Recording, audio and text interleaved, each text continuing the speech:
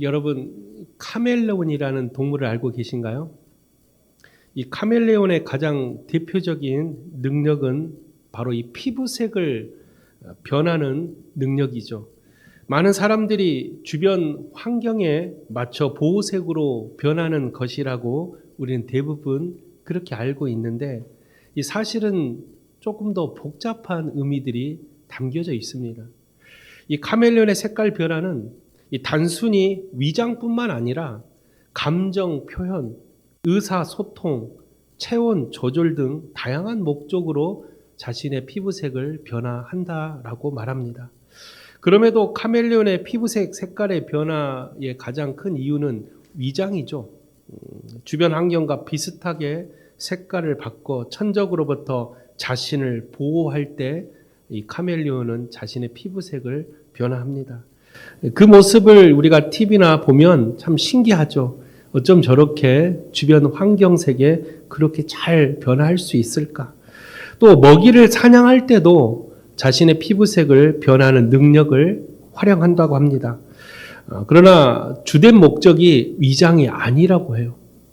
그렇다면 감정 표현을 좀 더 살펴보면 이 카멜레온이 이 흥분했을 때, 특히 이 수컷이 암컷을 만났을 때 이 피부색을 화려하게 변화시킨다고 합니다. 그만큼 자신에게 어떤 마음에 드는 상대가 나타나면 자신을 변화해서라도 그 사람의 마음을 얻고자 하는 그런 어떤 마음이 있다라는 이 카멜레온의 모습을 보면서 참 대단하다라는 생각을 하게 됐습니다. 또 의사소통할 때도 피부색을 변화한다고 합니다. 이 의사소통은 이 카멜레온끼리 서로 자신의 상태를 알린대요. 그래서 피부색을 변화시키면서 서로의 의사를 소통한다고 합니다. 그리고 체온 조절을 할 때도 이 피부색을 변화시키는데, 온도가 낮을 때는 이 몸 색깔을 어둡게 해서 햇빛을 더 많이 흡수하고, 또 온도가 높을 때는 밝게 해서 열 흡수를 줄인다고 합니다. 제가 이 카멜레온에 대해서 여러분에게 이렇게 설명한 것은 왜 이렇게 피부색을 자꾸 변화시키려고 할까라는 의문입니다. 그건 딱 한 가지예요. 카멜레온이 살아가는 데 있어서 생존과 번식을 위한 자신의 변화를 선택했다라는 거예요. 변화를 통해 자신의 생존과 자신이 살아가는 삶에 큰 도움이 된다면 자신을 변해서라도 그렇게 살려고 하는 이 카멜레온의 모습을 보면서 저는 많은 것을 깨달았어요. 우리 그리스도인들은 과연 변화하려고 하는 것인가? 우리는 변화가 필요합니다. 그런데도 많은 사람들은 변화를 하려고 하지 않아요. 익숙한 게 좋기 때문에 그렇죠. 늘 하던 거, 늘 익숙한 장소. 그래서 사람은 변화해야 되지만 변화를 하려고 하지 않는다고 해요. 그리스도인들은 더 많이 변해야 돼요. 성경에도 우리 그리스도인들은 늘 변화해야 된다라고 예수님이 말씀하시죠. 새 포도주는 새 부대에 담으라는 말.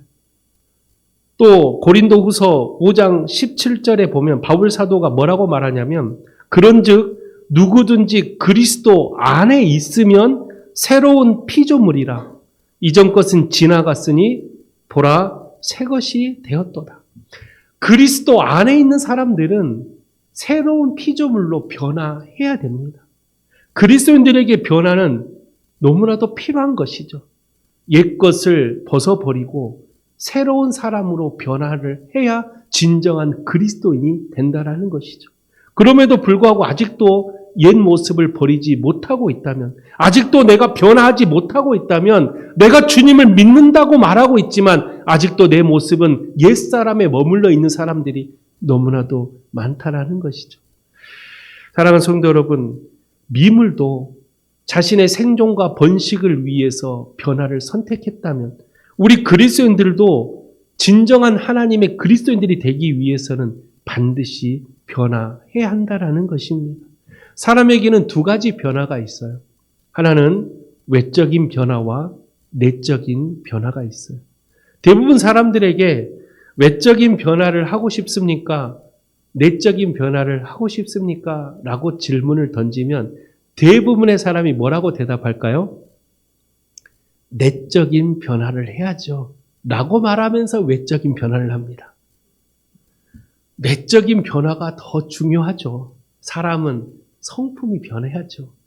사람은 성격이 아름답게 변해야죠. 라고 말하면서 외적인 변화에 시간을 투자해요. 이게 우리가 가진 연약함이죠. 마음은 내적인 변화를 원하지만 우리의 모습은 자꾸만 외적인 변화에다만 시간을 투자해요. 그러다 보니까 그리스도인들도 내적인 변화가 변화돼야 진정한 영적인 교제가 이루어지는데 자꾸만 외적인 변화에만 신경을 쓰다 보니 자꾸만 사람의 시선에 따른 봉사와 헌신을 해요. 누가 쳐다보고 있으면 열심히 봉사합니다. 그런데 아무도 알아주지 않으면 어느 순간 봉사의 자리에서 한 발짝 멀리 떨어집니다. 우리의 마음이 진정한 내적인 변화를 원하고 있으면서도 왜 자꾸만 외적인 변화에 우리의 마음을 쏠리게 할까? 그 이유는 우리의 신앙생활도 하나님과의 관계보다는 사람의 시선에 따른 신앙생활을 하는 사람들이 더 많다라는 거예요. 어떤 사람은 열심히 봉사해놓고 담임 목사님께 전화해서 목사님 저 그거 했습니다. 예전에 저를 가르쳤던 목사님들이 나중에 목회를 할 때 성도와 목회자의 관계를 어떻게 형성을 해야 될까라고 가르쳐 주시면서 했던 말씀이 있어요. 성도님들이 담임 목사님을 볼 때 사람으로 보지 말래. 그랬더니 제가 그 목사님한테 그러면 이단이 되라는 것입니까? 제가 무슨 신이 돼야 됩니까? 그게 아니라 목회자와 성도의 관계는 하나님의 말씀을 전하는 하나님 말씀을 대언하는 주의 종과 성도의 관계가 돼야 돼.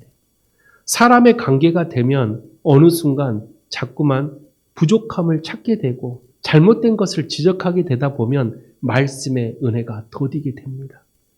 여러분들도 아마 이건 세상에서도 경험해 보셨을 거예요.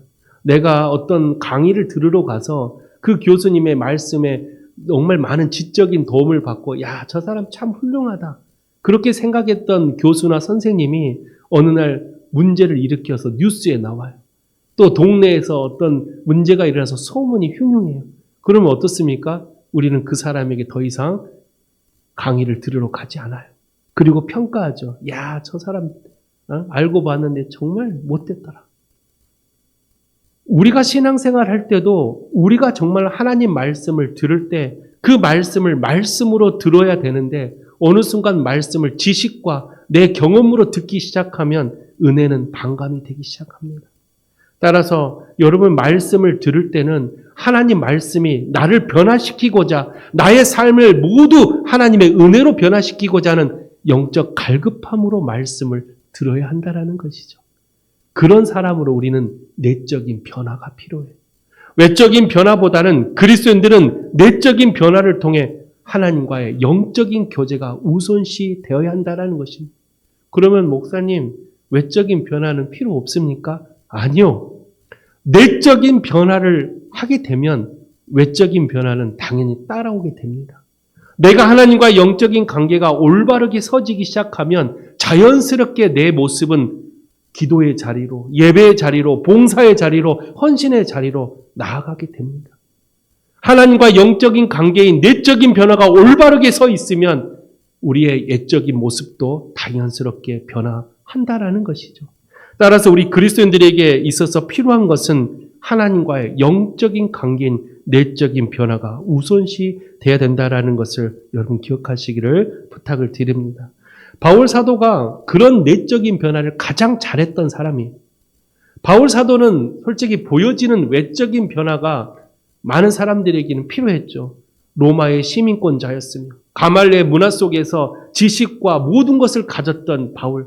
그런 외적인 모습을 사람들이 따라다니고 바울을 추종했을지 몰라요. 그런데 바울이 선택했던 변화는 외적인 변화가 아니에요. 자신이 가지고 있는 모든 능력을 배설물로 여길 만큼 눈에 보여지는 외적인 변화가 아니라 부활하신 예수님을 만난 바울의 마음속에 있는 진정한 내적인 변화를 바울 사도는 가장 우선시했다라. 그래서 외적인 변화가 자꾸 나를 유혹할 때 바울 사도는 오히려 나에게 가시를 줘서 하나님 그걸 누르게 해달라고 기도를 해요. 그리고 바울 사도는 주님과의 그 만났던 담에석에서 부활하신 예수 그리스도를 만났던 그 만남을 가지고 평생을 목숨을 걸고 복음을 전했던 사람이 바로 바울 사도예요. 저는 우리 모든 성도님들이 이러한 내적인 변화를 통해 주님과의 영적인 만남을 가지시고 우리의 참된 변화는 그리스도인의 진정한 변화는 하나님과의 영적인 만남에서부터 시작이 된다라는 것을 꼭 기억하셔서 여러분이 참된 그리스도인의 삶으로 살아가는 복된 성도님들이 되시기를 주님의 이름으로 축원드립니다.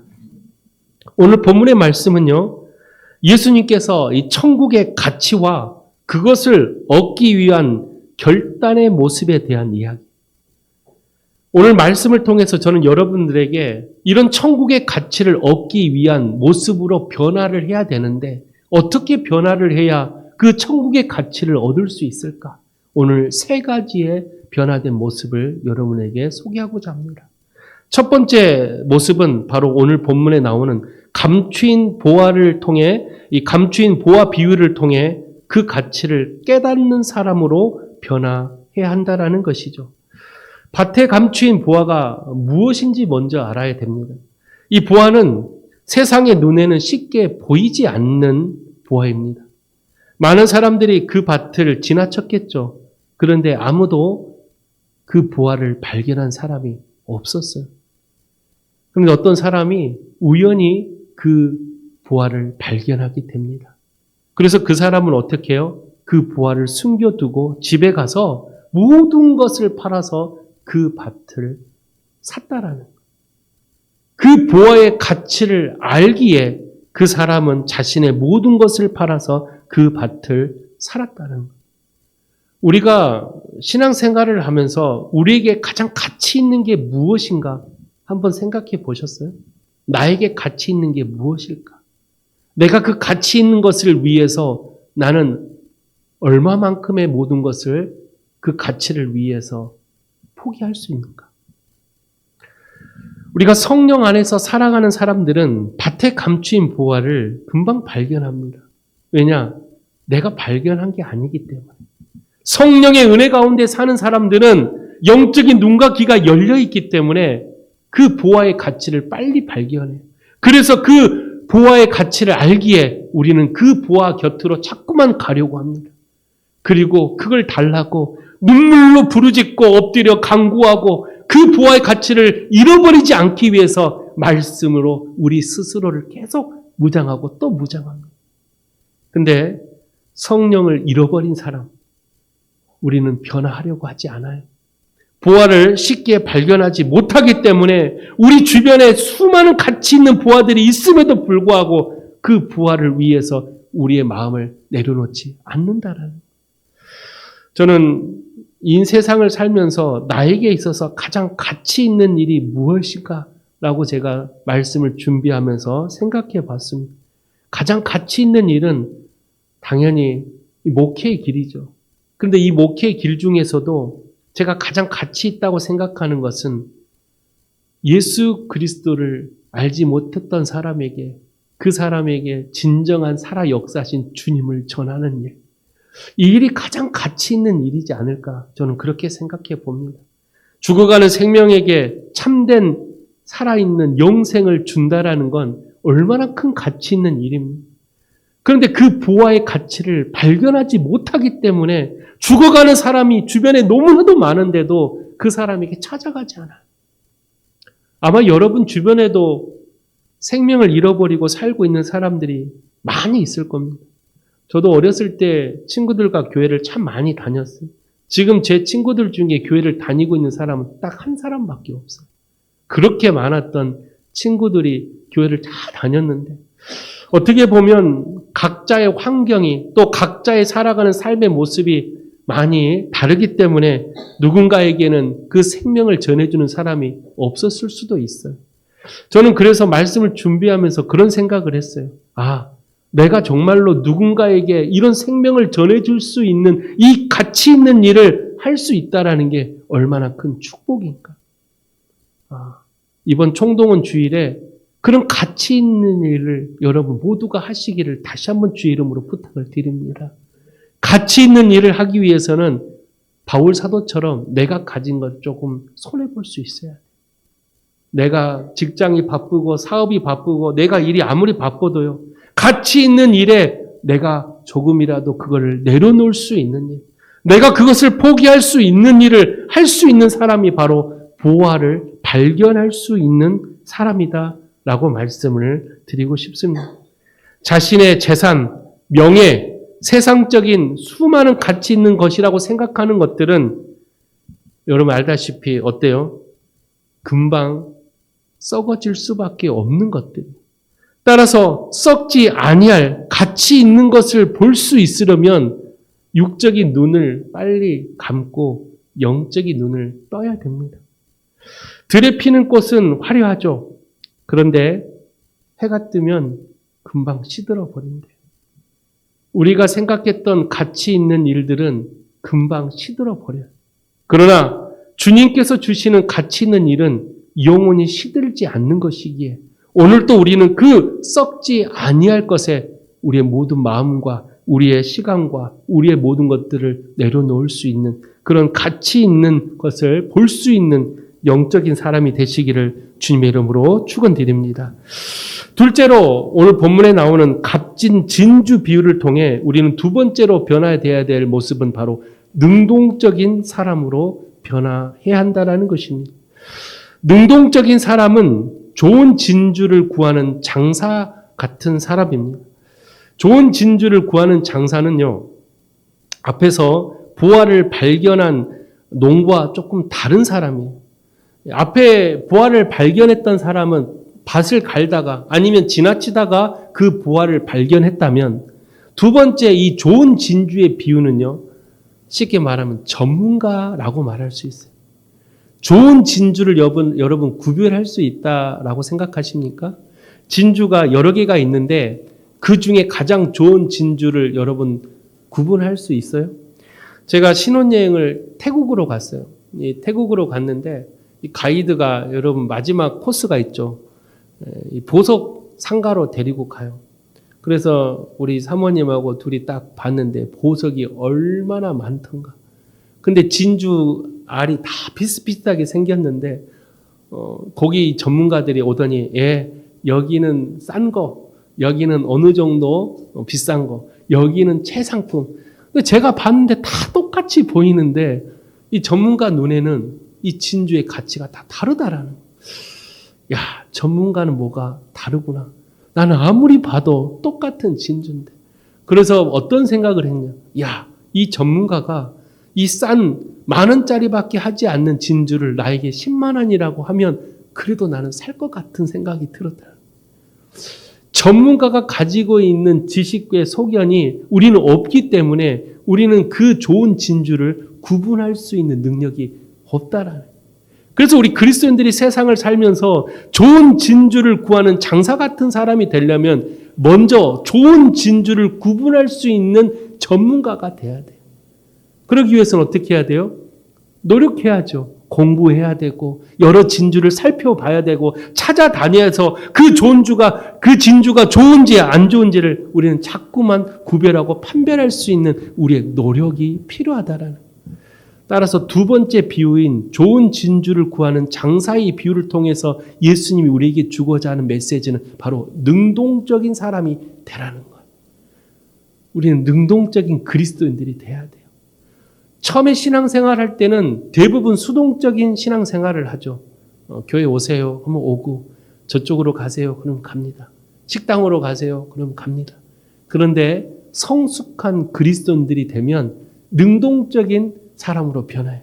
이제는 어떻게 해요? 스스로 교회를 찾아오고, 스스로 식당을 찾아가고, 스스로 복음을 전하기 시작하고, 스스로 성경책을 보고, 이제는 누군가가 시켜서 하는 신앙생활이 아니라 스스로 하나님이 너무 좋아. 그 봉사의 자리로 내가 직접 걸어가는 능동적인 사람으로 변화해야 된다라는. 그런 능동적인 사람이 좋은 진주를 구분할 수 있는 전문가가 될 수 있다면 우리는 능동적인 사람으로 변해야 된다라는 것. 저는 우리 송파교회 모든 성도님들이 이 능동적인 신앙생활을 더 많이 했으면 좋겠습니다.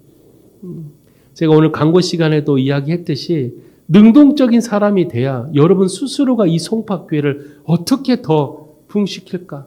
어떻게 하면 내가 다니는 이 교회를 더 행복한 교회로 만들 수 있을까? 자꾸 생각하고 기도하고 그걸 위해서 내가 움직일 수 있는 능동적인 사람이 될 때 비로소 우리가 섬기는 교회 공동체가 행복한 공동체가 되는 거예요. 숫자가 꼭 많다고 해서 행복한 게 아니라 숫자는 작지만 그 안에 능동적인 신앙인들이 많아서 스스로가 서로 섬겨주려 하고 스스로가 먼저 움직여서 서로가 서로를 위해서 사랑하겠노라고 손수 발을 걷고 손을 걷어 올리는 사람이 많다면 그 공동체가 얼마나 행복하겠습니까? 근데 수동적인 사람만 많이 있는 교회, 누군가가 나에게 해주기를 바라는 교회, 이것도 해주고 저것도 해주고 그런 수동적인 있는 사람들은요, 어때요? 모두가 다 자신의 생각으로만 자꾸 다른 사람을 바라봐요. 우리는 능동적인 신앙인이 돼야 됩니다. 좋은 진주를 구하기 위해서 구도자의 삶을 사는 것처럼 우리 그리스도인들은 신앙의 구도자가 돼야 돼요. 자꾸 고찰하고 자꾸 기도하고 자꾸 하나님 말씀을 고씹어서 내가 그 말씀으로 어떻게 살 수 있을까? 신앙의 구도자의 삶을 걸어가야 된다는 것입니다. 그런 사람이 바로 전문가라고 불러요. 신앙의 전문가. 이 전문가가 되기 위해서는 우리의 많은 노력이 필요합니다. 야고보 선지자가 말씀했던 것처럼 행함이 없는 믿음은 죽은 믿음이라면 지금 나의 믿음은 혹시 죽어 있지는 않습니까? 내가 정말로 주님이 기뻐하시는 믿음 생활을 하기 위해서 나는 얼마나 많은 노력을 하고 있습니까? 내가 정말로 주님이 너무나도 내 마음속에 좋고 하나님이 너무 사랑한다면 우리는 스스로가 그 사랑의 주님을 위해서 봉사의 자리로, 기도의 자리로, 말씀의 자리로 나아가야 돼요. 누군가가 이끌기 전에도, 누군가가 나에게 찾아오기 전에 내가 능동적인 사람이 되어 신앙적으로 먼저 찾아갈 수 있는 그런 좋은 진주를 구하는 장사 같은 사람이 되기를 주님의 이름으로 부탁을 드립니다. 사랑하는 성도 여러분, 우리의 삶은 너무나도 많은 유혹이 있어요. 가짜를 가지고 와서 진짜라고 말하는 사단의 유혹들이 참 많습니다. 우리의 그리스도인들의 삶도 나는 이 정도면 열심히 신앙생활 하고 있다라고 생각하지만 아니요. 사단은 자꾸만 우리의 신앙을 퇴색시킵니다.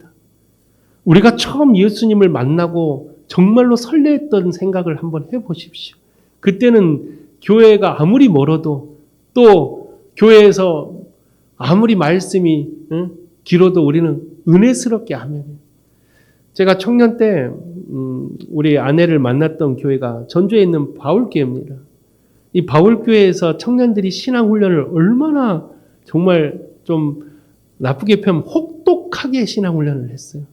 그 정도로 청년들이 신앙훈련을 하는데 기도, 찬양, 예배를 6시간, 7시간 준비를 하면서 예배를 드려요. 말씀 공부, 신앙 훈련에 너무나도 좋아서 스스로가 그 말씀 공부의 자리로 찾아가요. 우리 한번 가자 말하지 않아도 이 말씀의 능력과 은혜를 경험한 사람들은 그 말씀이 있는 곳에 스스로가 찾아가서 저 여기서 뭔가 좀 봉사를 하고 싶은데요 라고 능동적인 사람으로 변화된다라는 거예요. 기도도 5분, 10분이 아니라 내가 하나님을 너무 좋아하면 30분, 1시간이 뭡니까? 금식을 하면서까지 하나님께 엎드려 기도하는 우리의 삶으로 변화된다라는 거예요. 우리는 이러한 능동적인 그리스도인들이 돼야 돼요. 내가 진정으로 변하기 위해서는 스스로 신앙의 구도자가 되어 자꾸만 주님이 기뻐하시는 일을 내가 늘 생각하고 내가 오늘은 어떻게 하면 하나님이 기뻐하는 사람이 될까? 오늘 하루 내가 어떻게 하면 말씀을 세상에 전하는 사람이 될까? 스스로가 자꾸 그 신앙의 구도자로서 살아가는 능동적인 사람으로 변화된다라는 것입니다. 한국 교회가 요즘 많이 무너진다라고 말하죠. 한 해에도 교회들이 문을 닫고 또 많은 청소년들이 교회를 떠나고 있습니다. 저는 말씀을 준비하면서 왜 우리 한국교회가 이렇게 무너지고 있는가? 그건 우리 그리스도인들이 자꾸만 수동적인 신앙인으로 변하기 때문에 그래요. 자꾸만 편리주의의 신앙생활, 늘 익숙한 신앙생활, 물은요 고여 있으면 썩습니다. 그런데 굴러가는 돌에는 이끼가 맺히지 않아요. 수동적인 그리스도인들은 늘 익숙함에 젖어서 신앙의 매너리즘이 찾아와요. 그러나 능동적인 그리스도인들은 자꾸만 새로운 것을 찾아서 하나님께 나아갑니다. 우리가 주님의 은혜를 받고자 오늘도 주일 예배도 드리고 새벽 예배도 나오고 수요예배도 나오고 왜요? 자꾸만 내가 은혜의 장소로 내 발걸음이 그 일로 인도하게 되는 거예요. 이런 사람이 바로 능동적인 그리스도인이라고 말하는 거예요. 우리 송파교회 모든 성도님들이 그런 능동적인 그리스도인들이 되어서 좋은 진주를 구분할 수 있는 이 마지막 시대에 영적인 사람들이 되시기를 주님의 이름으로 축원드립니다. 마지막 세 번째로 오늘 본문에 나오는 그물 비유를 통해서 우리는 악인에서 의인으로 변해야 한다라는 것이죠. 예수님께서 세 번째로 그물 비유를 했어요. 여러분 그물이 뭐예요? 고기를 잡을 때 쓰는 거잖아요. 저는 실제로 저희 할아버지가 어부였기 때문에 저는 이 그물을 잘 알고 있습니다. 어렸을 때 이 할아버지 배를 타고 바다로 나갑니다. 그러면 이 할아버지가 미리 쳐놓은 그물이 있어요.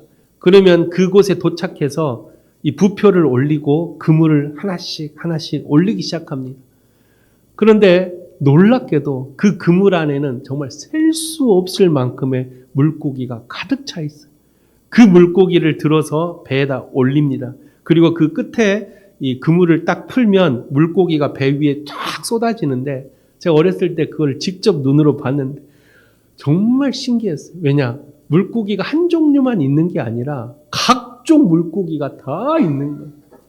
제가 제일 신기했던 게 늘 책에서만 봤던 그 해마가 이제 제 눈앞에 탁 보이는, 그래서 제가 그 해마를 컵에다가 바닷물을 떠서 이렇게 쭉 보고 있었는데 저희 할아버지가 하는 말이 그거 금방 죽으니 빨리 살려줘라 그러는 거예요. 그래서 각종 물고기가 눈앞에 펼쳐지는데 너무 신기할 정도로 참 그런 즐거운 경험을 했던 기억이 아직도 생생합니다.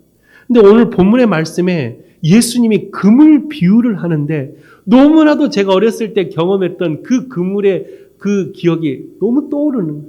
오늘 본문에도 보니까 그물 비유에 보니까 각종 물고기가 모여. 오늘 본문 47절에 보니까 뭐라고 말하냐면 또 천국은 마치 바다에 치고 각종 물고기를 모으는 그물과 같대. 각종 물고기를 모으는 그물과 같은 게 그게 천국의 모습이에요. 이 모습이 무슨 이야기일까? 여기서 말하는 바다라는 것은 세상을 말을 해요. 즉 다양한 종류의 사람들이 살아가는 세상을 바다라고 표현했죠. 또 그물은 예수 그리스도의 복음을 의미합니다. 그래서 바다라는 세상에 그리스도의 복음이라는 그물을 탁 칩니다. 그러면 그 그물 안에 좋은 사람만 걸리는 게 아니라 악인도 걸리고 의인도 걸리고 가난한 자, 부유한 자 모든 사람들이 그 그물에 걸린대요. 어때요? 그리고 그 그물을 이제 배에 올리죠. 그리고 이제 뭐 합니까? 선별 작업을 해요. 좋은 물고기는 옷창에 놓고 나쁜 물고기는 다시 바다에 던져버려요. 다시 세상에 버린다라는. 옷창이 하나님의 천국이라면, 바다가 세상이라면 누가 옷창에 들어가요? 좋은 물고기가 옷창에 들어가요.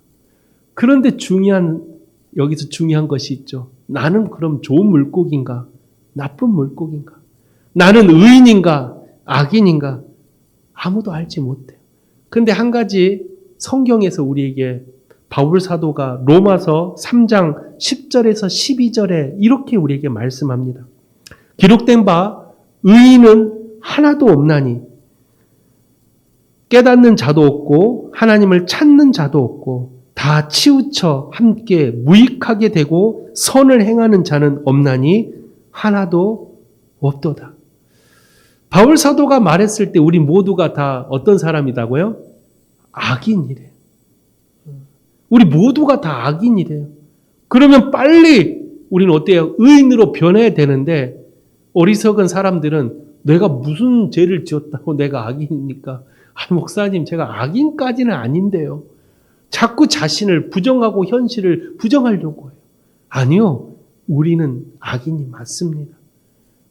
그럼에도 불구하고 우리가 하나님이 우리를 사랑하시는 이유는 그 악인과 의인을 모두 모아놓고 어때요? 의인으로서의 변화될 수 있는 기회를 하나님은 주신다는 그 기회가 언제까지? 예수님이 다시 오시는 그날까지. 그리스도의 복음이라는 그물 아래 우리를 다 모았어요. 교회 안에 앉아있다고 해서 다 의인이 아닙니다. 목사라고 해서 다 의인이 아닙니다. 아버지가 교회를 다녔고 그 할아버지가 3대에 걸쳐서 교회를 다녔어도 다 의인이 될 수 없어요. 우리는 모두가 다 성경이 말한 대로 악인입니다. 그러면 우리는 현실을 부정하고 나 자신을 부정하는 게 아니라 어때요? 어떻게 하면 의인이 될 수 있을까를 하나님께 물어야죠. 어떻게 하면 의인으로 우리를 변할 수 있습니까? 라고 하나님께 엎드려야죠. 그게 바로 나 자신의 연약함을 인정하는 데부터 시작이 되는 것. 내 겸손한 믿음을 가지고 하나님께 엎드려 부족한 나를 살려달라고 보잘것없는 나를 들어 하나님의 복음의 도구로 사용해달라고 우리는 먼저 하나님께 눈물로 나 자신을 하나님께 올려드려야 돼. 악인에서 의인으로 변할 수 있는 첫 번째 단계가 나 자신의 연약함을 인정하는 거예요. 근데 교회를 나왔다가 떠나는 사람들을 보면 대부분 자신을 인정하지 않아요. 내가 누군데, 내가 세상에서 그래도 잘 나가는 사람인데 이런 사람들이 신앙생활 하다가 교회 안에 부딪히면 언제든지 교회를 떠납니다. 왜요? 여기 아니면 내가 갈 데 없을까 봐? 아니요. 우리는 연약한 존재예요. 우린 모두 다 보잘것없는 존재라는 것을 우린 스스로가 인지할 수 있어야 돼요. 그래야 주님을 찾을 수가 있어요. 부족할 때 하나님은 우리를 채워주시고 가난할 때 우리를 부유케 해주시고 약할 때 우리를 들어 강하게 만드신다라고 성경이 말했다면 오히려 우리는 강한 자보다 약한 자가 되기를 우리는 더 원해야 돼요. 왜? 그런 자를 하나님이 들어 사용하신다. 강한 자, 세상에서 떵떵거리고 사는 강한 자, 하나님은 그런 자를 들어 사용하지 않는데요. 우리가 더 약하고 보잘것없지만 주님께 의지하고 하나님을 간구하는 사람들을 들어 사용한다면 주님, 연약한 나를 이렇게 사랑해 주시니 감사합니다라는 우리의 삶의 변화가 있어야 되죠. 마지막 날이 오면요. 그때는 알곡과 쭉정이가 구분이 된대요. 지금 내가 알곡인지 쭉정인지를 몰라요. 그러나 알곡이 되기 위해서 내가 주님이 기뻐하시는 삶을 산다면, 내가 주님을 위해서 내가 헌신하고 내가 주님을 위해서 살아간다면 나도 모르는 사이에 어느 순간 우리 모두가 다 알곡으로 변해 있지 않을까. 좋은 물고기가 되어 있지 않을까. 저는 그렇게 생각해요. 그런데 지금 내가 좋은 물고기인지 내가 나쁜 물고기인지 자꾸만 그걸 확인하려고 한다면요.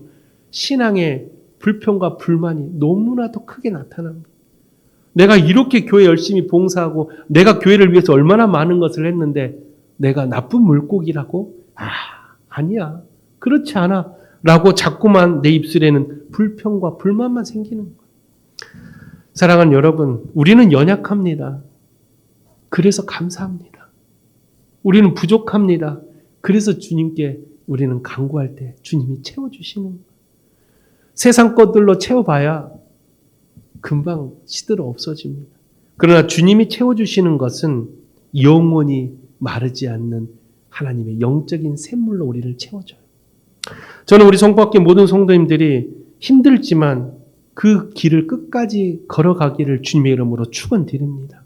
그 길이 너무나도 힘들지만 때론 포기하고 싶고 때론 주저앉고 싶지만 그럼에도 주님과 함께 그 길을 끝까지 승리한다면 마지막 찬란한 영광이 우리를 기다리고 있음을 여러분 잊지 않으시기를 주 이름으로 부탁을 드립니다. 우리 모두가 그물이라는 그리스도의 복음 앞에 다 걸려 있는 사람이라면 우리 마지막은 어창에 들어가야죠. 좋은 물고기가 돼서 우리 모두가 다 어창에 들어갈 수 있는 그런 우리 송파학교의 모든 성도님들이 되시기를 주의 이름으로 축원드립니다. 그러면서요, 오늘 이 세 가지 비유를 다 설명하고 나서 예수님이 제자들에게 질문 하나를 딱 던집니다. 예수님이 이 세 가지 비유를 하고 나서 제자들에게, 제자들아, 이 비유를 잘 듣고 너희들 깨달았느냐? 라고 물어봐요. 그러면서 제자들이 예, 잘 깨달았습니다. 그랬더니 예수님이 뭐라고 말하냐면, 그러면 너희는 이제 천국의 제자된 서기관이 되어야 하느니라 라고 마지막 딱 말씀을 하십니다. 천국의 제자된 서기관이 과연 무엇이길래 예수님은 제자들에게 천국의 제자된 서기관이 되라고 말씀을 하셨을까? 그렇다면 서기관이 뭔지 알아야죠. 서기관이 뭐 하는 사람이에요? 당시 유대 사회에서 율법에 능통하고 율법을 가르치고 율법을 해석하고 율법의 전문가들을 서기관이라고 지칭했어요. 그런데 예수님 말씀하시는 서기관은 그냥 서기관이 아니라 천국의 제자된 서기관이 되래. 저는 이 말이 너무나 은혜가 되더라고요. 우리가 예수를 만나기 전에는 서기관같이 내가 가진 지식, 내가 가진 경험, 내가 가진 모든 것들을 가지고 사람들을 가르치려 하고 사람들에게 주려고 했던 그런 사람이었다면 예수를 만나고 나서 천국의 제자된 서기관은 이제는 내 생각을 가르치는 게 아니라 천국의 제자, 하나님의 제자, 하나님의 복음을 전하고 하나님이 가르쳐 주신 것을 우리는 그대로 전하는 천국의 제자된 서기관으로 살아가라는 예수님의 이 은혜스러운 말씀을 우리는 잊지 않아야 돼요. 더 큰 은혜는 뭔지 아세요? 우리가 가지고 있는 모습 그대로 하나님 받으신다라는, 서기관을 버리라는 게 아니라 우리가 서기관으로서 이제는 천국의 제자된 서기관이 되라는 거. 내 모습 그대로 받으신다라는 거. 얼마나 은혜스럽습니까? 가난한 자는 가난한 자로, 부유한 자는 부유한 자로, 못난 자는 못난 자로 그 모습 그대로 하나님이 받으신대. 그리고 이제는 하나님의 제자로서 살아가는 삶으로 살아가라는 거. 그런 사람들이 마지막 하나님의 나라로 들어가는 사람들이라는 거. 저는 우리 송파교회 모든 성도님들이 천국의 제자가 되시기를 주 이름으로 부탁을 드립니다.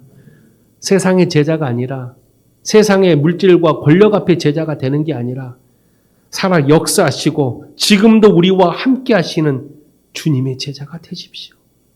그래서 마지막 지상 명령을 우리는 다 알고 있잖아요. 내가 너희에게 가르쳐 내가 분부한 모든 것을 어떻게 하라고요? 지키라고. 그리고 세상에 나아가 내가 가르쳤던 것을 그 사람들에게 그대로 전하라고.